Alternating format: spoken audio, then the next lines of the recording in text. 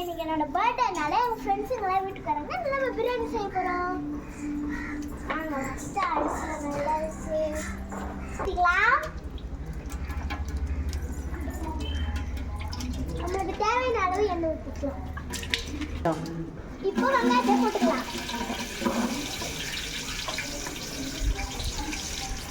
எல்லாருக்கும் வர மாதிரினா நிறைய வெங்காயம் போட்டுக்கலாம். நல்லா வதக்கிக்கலாம்.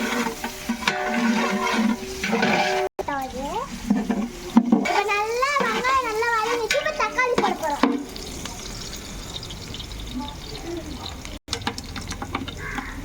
பட்டை லவங்கம் போட்டுக்கலாம்.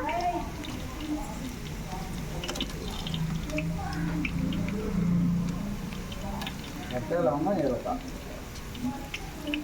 பட்டை லவங்கம் ஏலக்காய். இப்போ புதினா போட்டுக்கலாம். கொத்தமல்லி. கொத்தமல்லி புதினா கொத்தமல்லி.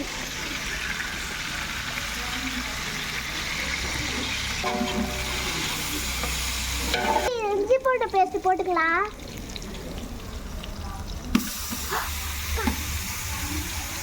கொஞ்சம் இறக்கி போடுங்க.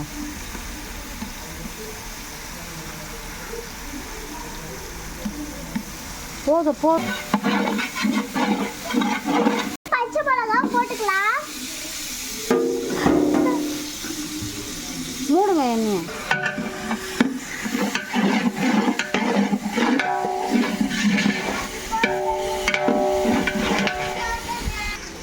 பிரியாணிக்கு தேவையான கறி போட போறோம்.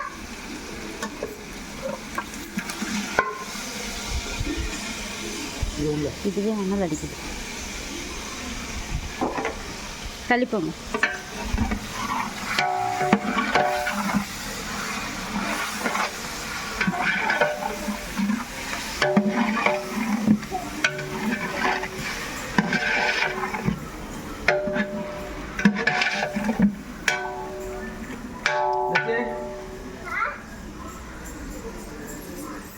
மசாலா போட போறோம்.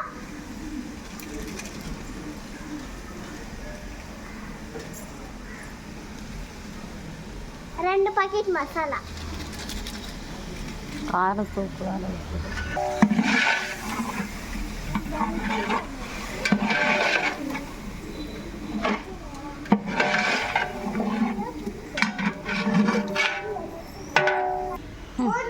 இப்போ பிரியாணிக்கு தேவையான தயிர் ஊற்ற போறோம்.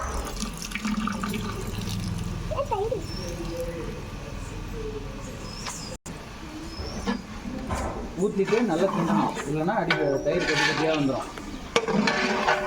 தயிர் ஏன் ஊற்றுறேன்னா, தயிர் ஏன் கறி போட்டோன்னு ஊற்றுறேன்னா, கறி அந்த மசாலா இருக்குல்ல, நம்ம போட்ட மசாலா வெங்காயம் தக்காளி எல்லாம் வந்து கறியில் வந்து ஊறும். இல்லைன்னா ஹோட்டலில் இருக்கிற மாதிரி கறியை பிச்சு பார்க்கும்போது வெள்ளையாக இருக்கும். இது வந்து ஜூஸியாக சாஃப்டாக ஆகிடும்.